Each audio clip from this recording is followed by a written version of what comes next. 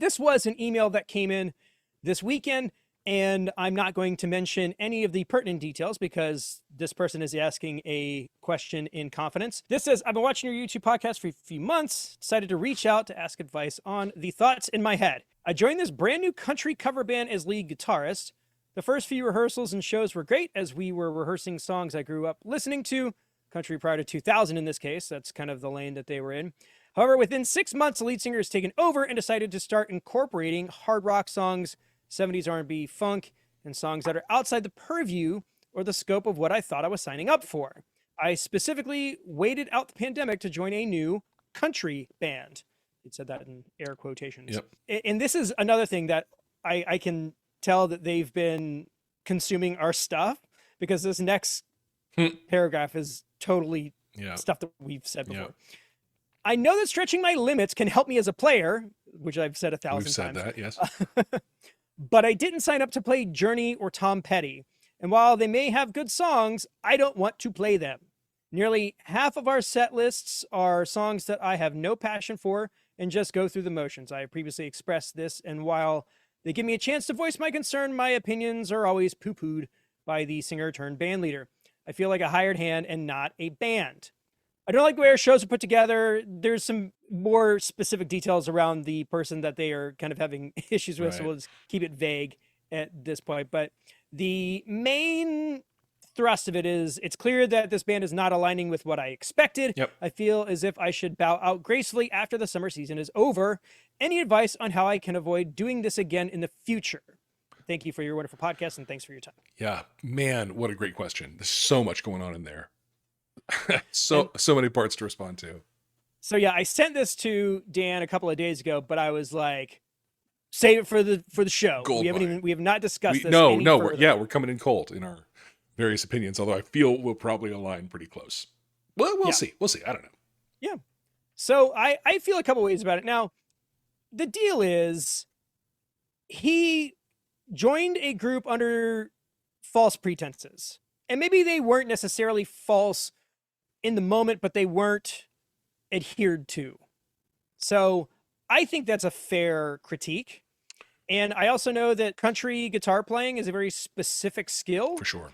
And if you are very adept at that particular style, you want to be able to do that kind of stuff. So I get that. For sure. So I understand the frustration and, talking about somebody taking over, and feels just like things weren't communicated very well up front, which is something that we've harped on incessantly. You got to set expectations ahead of time. Otherwise it can get really messy. Case in point. The thing that causes band tension is misalignment of expectations. Yep. All right. And I say that as someone who has, in a band in the past, put a spin on things, pushed the band in directions that were not what the intention was, and caused friction. I have done that. Yeah. Right. So I'm speaking here as the bad guy in this story. I've been that guy. And it was with good intentions. The intention was that we would be more marketable, more buyable, more attractive on the stage. But that wasn't what the guy who put the band together wanted to do. And so when I realized that I was the problem, I stood down from my changes I was trying to make. And it was not very long after that I started my own project to do my own things. And it's not a coincidence. I did believe in what I was trying to impart into that group, but the way that I was steamrolling it wasn't working and was causing a lot of friction. And so I learned a lot. In that. So the thing is, if the band had aligned intentions at the beginning and somebody is shifting that, that's a thing you can call out, and you should. You say, look, we started to be this thing, and now there's this pressure to have it be something else. And I mean, essentially, what this listener has laid out is the complaint. Like, I thought I was here for one thing. Now we're doing something else. I feel like that's not something we talked about or something I agreed to. And we should have that conversation.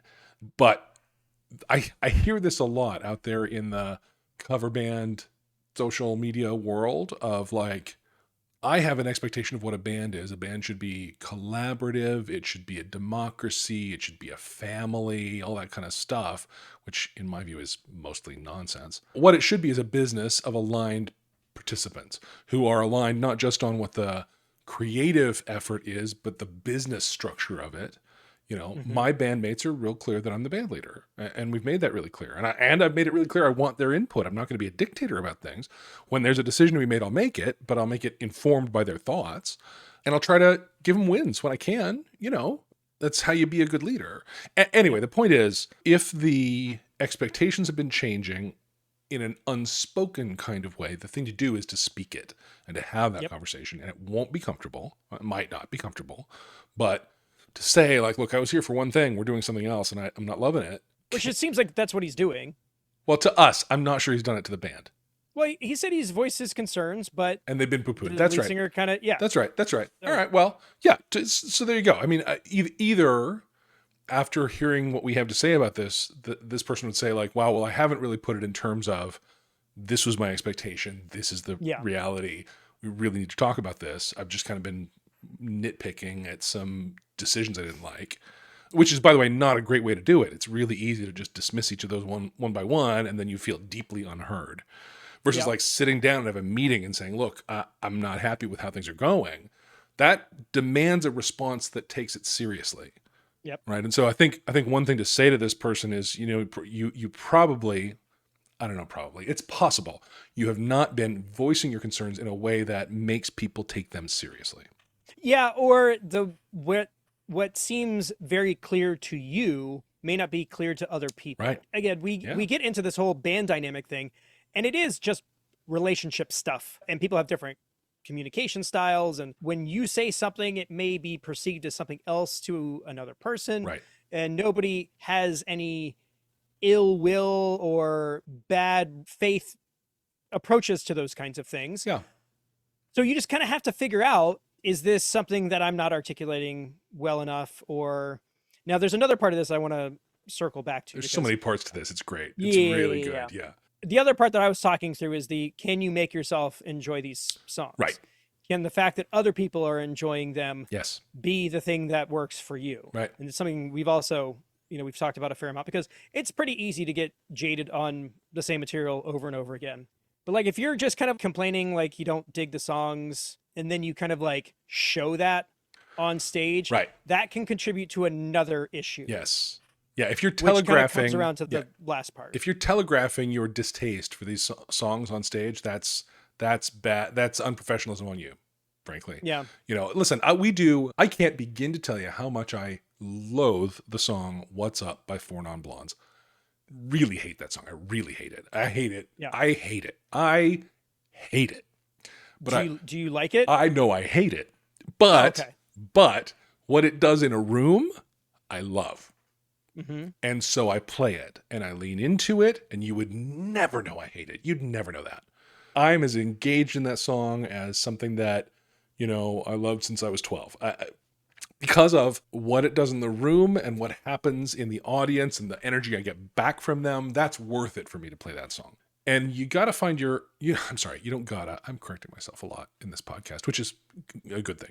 It is possible to find a way to play and love a song you hate, and it's by finding your joy in other people's joy. Mm-hmm. And I think being a musician who performs I think that's a necessary approach for a performer. Like even the originals guys who do the same show 4 nights a week, 5 nights a week out on the road, it's a pain in the ass and they're doing it. It's the way the crowd responds. That's why I'm there. That energy when my hit starts and they hear it and they love it and they're giving it back to me, that feeds me. That's why I'm there. Right. So if you can find that with those songs that you hate, don't care about, you start Mary Jane's Last Dance and a certain cohort of the room is going to lose their minds because they love that song. Yeah. I don't care how you feel about Tom Petty. Find yourself in that reaction. Sure. That's my advice about that. Yeah. So the other thing that isn't immediately clear is what band leader entails. Yeah. Because in our world, we kind of talk about the band leader component because we're the decision makers. But the thing that really it boils down to is we're also the ones who are funding the project. Yeah. So if we're talking about power dynamics, there are ways to move those in a particular direction. Yeah. You just have to be willing to take on the things that person is currently doing. And they are probably doing those things because nobody else was doing them, and they needed to get done. So usually the person who's putting in the most amount of work gets the most say. Yeah. And so there might be some things that could be taken off of that person's plate if you offer it, again, with good intent, not, hey, you suck at this, let me do it, but find a way of making it, beneficial to both of you. Yeah. But the real thing that, like, you got to figure out is, should you quit? Yeah. Yeah. And he was saying, Yeah. like, should I write it out till the end of the summer? And I don't think. I mean, look, I think that's a very generous and professional way. As long as you aren't telegraphing your displeasure on stage, I think that's really generous. That's 100% my point, though. Yeah. Because if you're like, I'll stay through the summer, but then you spend the next 3 months being an absolute ball ache because you don't want to be there. Yeah, or an energy suck on stage. Yeah. You're not doing anybody any favors. Definitely. So definitely, it would be more beneficial for you to find a replacement and just gone than to sit there and just kind of sandbag their gigs for the rest of the summer. Yeah. I also hear people who, again, are down that rabbit hole of a band as a family, that like, I can't quit this band because they're my friends and I wouldn't do that. I can't hurt them. Better to rip the Band-Aid off, frankly, Well, because again, you're not doing them any favors. Right. Like, if you suck to be around, you're making everything about the experience worse. Yeah. For everybody, including you. Yeah. If you think that anyone's unclear that you're unhappy, think again. You've made that clear. So that is putting a spin and a color on the decisions they make. I'm gonna, we want to do this, but I have to talk to that guy about it. That's putting friction in the space of what this band wants to become. Yeah. And so, hey, I'll get you through the gigs we have booked right now, and I'll help you find somebody else. Like that's generous. That's more generous than anyone who's left a band I've been in has ever been, Yeah. I mean, if you rolled in with like a replacement and be like, this guy's got you from this date on, so long, like that would be the best thing that you could do. Yeah. But don't necessarily think that sticking it out is the right move, because you're under, just throwing it out there, you're under zero obligation to do anything you don't want to do ever. 100%. There's no contract here. This is a verbal agreement at best for most bands. Yeah. So you could just be like, this is not my thing anymore. I'm not showing up anymore. Bye. Like, you're totally within your right to do that. You can totally do it. Now, then you are the guy who did that. You're going to have to deal with the consequences of having done that reputationally, but there's nothing stopping you from doing it. So this is exactly what we've determined. You can go, I'm out, bye, or you can find your replacement and set the date quickly. Yep. And there's just a spectrum of things in the middle. That's right. And whatever you pick, it doesn't really matter, because somebody's going to be upset, and you could do all the right things, they could still slag you. So, and in 6 months, everyone will have forgotten about it. So yeah. Go out on your own terms. Yep. Is what I would say. Yep. Now, the most salient piece of this whole email is the last sentence. Any advice on how I can avoid doing this again in the future? The thing that they have to avoid doing is the first thing that we talked about. Right. You got to make sure that your expectations are met up front. That's right. And that your desires are expressed up front. Yeah. And y'all got to get in this kind of mutual agreement situation. That's a totally valid thing to say. Look, I'm a country guitar player. I only want to play country. I don't want to expand into other stuff. Valid. Mm-hmm. Totally valid. And there's a market for that. That won't be a sales limiting move. There's a market for that. Well, I wouldn't go that far, because you are limiting yourself if you just want to play country, because you're going in and you're saying, this is all I want to do. I was like, all right, well, if a band has any sort of aspirations to go beyond that, then you're not a good fit for them. So you are kind of like in that little corner. And if that's the corner you want to be in, knock yourself out. Yeah. But the thing is, it is going to limit you. I'm pretty sure you could staff a whole band of people who have those same limits and want to stay in that same lane. And then for sure, there's plenty of sales opportunities for gigs that are just that.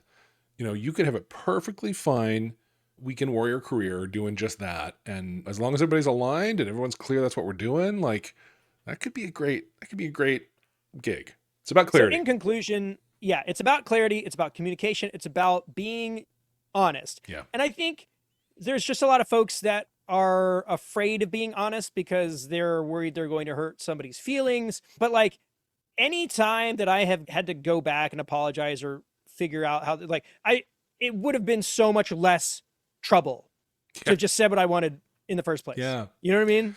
Yeah, 100%. Yeah, you end up hurting yourself way more. Yeah, and I think there's also this whole world of assumptions around, oh, we're going to be a country band. Like, okay, but what does that mean? I'm not interested in modern country. I think it's crap. Yeah. Oh, all right. Well, let's have that talk. It's going to be, 2000 and earlier. Oh, great. Perfect. That's exactly my wheelhouse. Fine, good. Because there's this line in this email that we're referring to that it's end of the second paragraph, though. I feel like a hired hand and not a band, in quote marks, band. So there's like all this meaning there implicit in what band means, right? And you can just hear this person's thinking, that means I should be of equal voice in a democracy. It means that my opinion has as much weight as everybody else who may or may not be contributing the same as me. There's like a lot of pressure on that word band. It's carrying a lot of weight in that sentence. Yeah. And the reality is, what if you were a hired hand? There are plenty of people who have a great time being a hired hand. People in my band, I think they think of themselves as more than hired hands. I want them to, but they know they're not the one making the final decision. I'm pushing us into this 80s thing, and they're all in. They're fine. Yeah, this is the gig. Like, they don't want to be on the hook to make those decisions or make the investments I'm making or spend the time I'm making to do the graphic design work and make a website and all this stuff, right? They just want to play the music, and I'm providing them a context and a framework to do that. But it's not the way that I suspect this writer is saying when he puts band in double quotes like that. Yep. Yeah. Well, and that's the other thing that we were kind of mentioning is that, like, well, if you don't want other people making decisions for you, then guess what? You're the band leader now. Start your own. Yeah. And it's time for you to do your own thing. Yeah. And a lot of people aren't going to do that. Right. They'd much rather just be kind of annoyed. Yeah. And have somebody else just tell them when to show up. Exactly. That's the other thing is that, like, be careful what you wish for. Right. Because everybody wants to be in charge until it's time to, like, do all the stuff. Yeah. And that's kind of how I feel. Everyone wants to be in charge until it's time to fire the bassist. Yeah. And that's a hard conversation that most people are going to shy away from. Yeah. Yeah. So you got to kind of look at it from all angles. But to me, if this listener is not up for that particular thing, the way that they avoid this in the future is they put it all out. And honestly, I would suggest you put it in writing. That's a good idea. So, like, sit there, give yourself 10 minutes and be like, this is the perfect gig for me. And it's like, we play this kind of music. We have this kind of setup. We play this many times a month. We play at these kinds of venues. Yep. I get to do X, Y, and Z, and the lead singer is in charge of da-da-da-da-da, and, like, drill down, get into the nitty gritty of it. Including, hey, and then, here are things that I've had happen in the past that didn't work for me. Mm-hmm. Lay it out. Go ahead and detail the whole problem with this band and every other one in the past, all of that.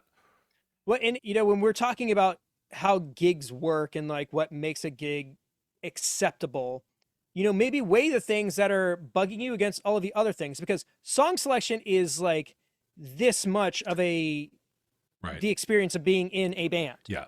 So you could find yourself in a band that plays exactly what you want to play, but everything else about it is totally miserable. Right. So, look through is it convenient? Does it pay well? Is it going to be fun?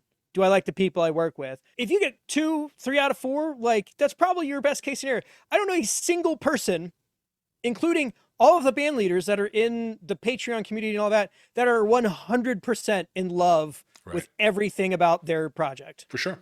So don't kid yourself into thinking that the grass is greener just because you wouldn't have to play Don't Stop Believin', that, you're going to find a better option than what you have right now. Yeah. So be really honest with yourself and just do a little bit of self-reflection and what have you to kind of figure out what you're willing to live with. Yeah. Yeah. And bear in mind, factor in that as much as you hate Don't Stop Believin', it's over in 4 minutes. Yeah. It's 4 minutes of your life. And watch what the audience does during those 4 minutes. Yeah. Like, is there anything for me artistically in playing We Got the Beat? No. No. No. Does every lady over 45 in our crowd lose their ever loving mind the second we start playing it. 100%. And that is the fun part. That's the fun part. Yeah. I can do the little guitar stabs, as we're doing the thing. I'll do the choreography. It's worth it. Yeah. Everything else is about it is rad. So I'll take the good with the bad. I think that this listener might not have gotten quite the answer they were hoping for, but I hope it was the answer they needed.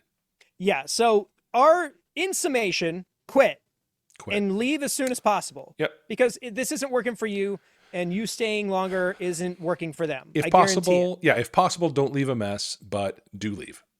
And if you don't want this to happen again in the future, do some work, put some stuff on paper, and really figure it out what it is that you want. Yeah. And honestly, maybe do the second part first before you do the part about leaving.